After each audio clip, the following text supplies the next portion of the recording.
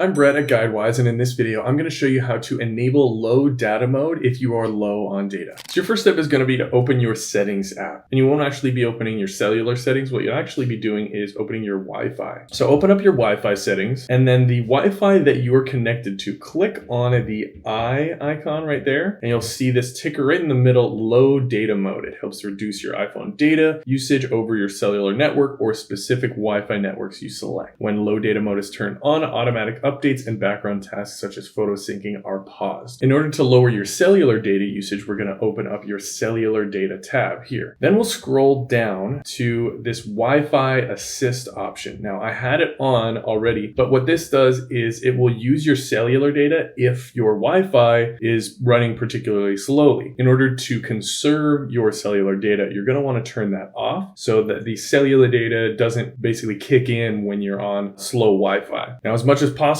conserve your cellular data by being on Wi-Fi, and now you should be all set. If you found this helpful, don't forget to like and subscribe for more.